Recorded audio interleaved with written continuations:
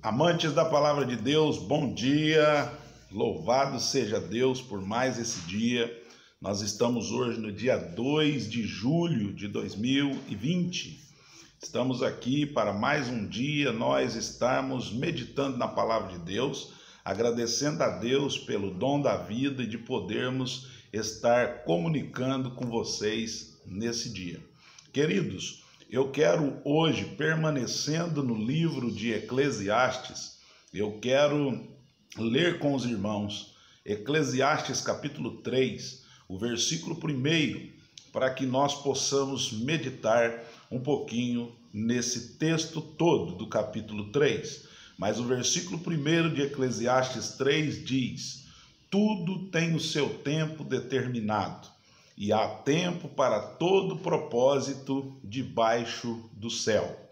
Eu queria, nesta manhã, propor um tema interessante para esse capítulo 3, que é a perspectiva humana e a perspectiva divina sobre o tempo. O tempo, nós vamos falar sobre o tempo. Pois bem, nós vamos observar aqui no capítulo 3 de Eclesiastes que Salomão está enxergando aqui no capítulo 3 uma perspectiva, tanto humana quanto divina, sobre o tempo.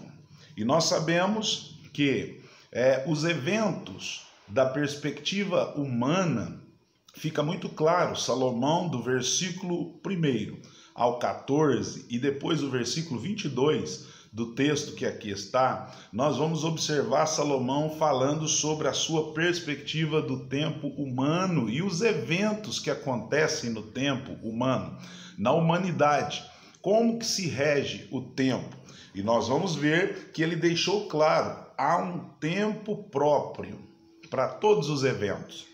E aí existe uma classificação de coisas paradoxais aqui sobre o tempo. Você observa que no versículo 2, a seguir, ele começa que há tempo de nascer, há tempo de morrer. Isso é muito claro, todos nascem, todos morrem. Ele diz tempo de plantar e tempo de colher. Também é algo que nós sabemos que está no tempo humano. O homem planta, o homem colhe aquilo que plantou. No versículo 3, ele vai dizer que há tempo de matar, mas há tempo de curar também. Há tempo de derrubar e há tempo de edificar. No versículo 4, ele deixa claro que nós temos um tempo de choro e um tempo de sorriso. Há um tempo em que nós pranteamos e há um tempo em que nós dançamos. Há um tempo em que nós espalhamos as pedras e há tempo que nós ajuntamos as pedras. Tem tempo para abraçar e tem tempo para se afastar de abraçar. Há um tempo que você busca e você encontra, mas há um tempo que você perde aquilo que encontrou. Há um tempo de guardar e há um tempo em que você lança fora aquilo que guardou. Há um tempo de rasgar e há um tempo de coser, no sentido de costurar. Há um tempo de estar calado e há um tempo para se falar. Há um tempo em que você ama.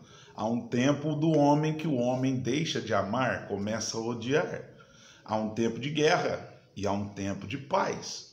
Então, nós vamos observar que ele deixa claro, na perspectiva humana, que há um tempo para tudo nesta vida. Nós não podemos nos esquecer disso. Tudo tem um tempo.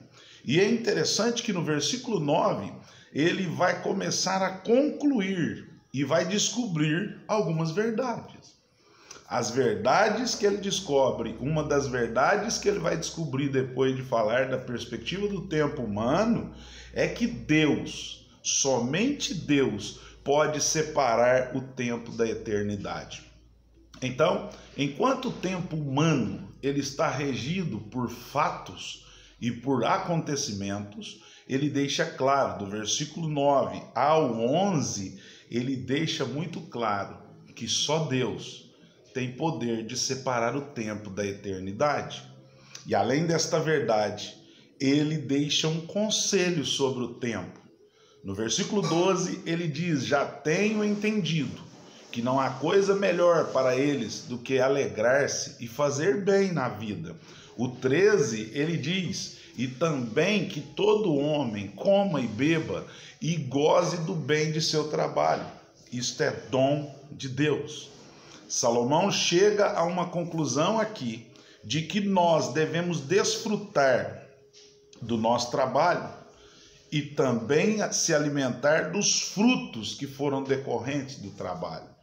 Ele está nos ensinando aqui que nós precisamos desfrutar daquilo que estamos conquistando.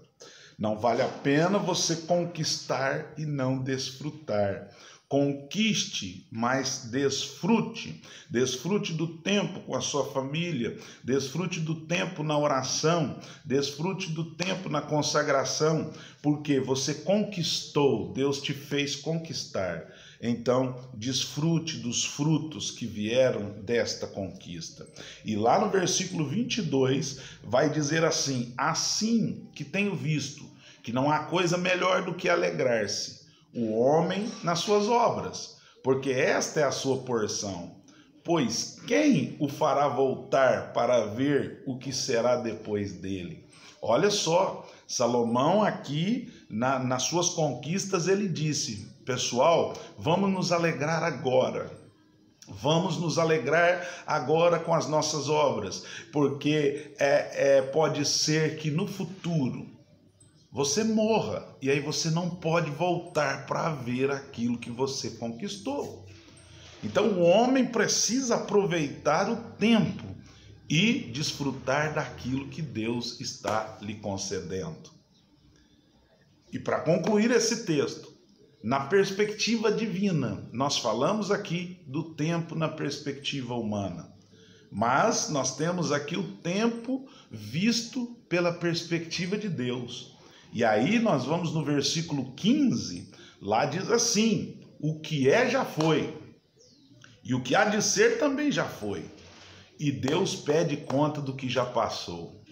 Olha só, 16, vi mais debaixo do sol que no lugar do juízo havia impiedade, e no lugar da justiça havia iniquidade. E eu disse no meu coração: Deus julgará o justo e o ímpio, porque há um tempo para todo propósito e para toda a obra. Então vamos entender aqui o tempo na perspectiva de Deus está dividido em 3 fases: o que Deus fez, o que Deus fará agora e o que Deus realizará no futuro. No versículo 15, Deus supervisiona tudo o que está acontecendo. Dos versículos 18 a 21, Deus prova as pessoas para que eles vejam que não são melhores do que os animais.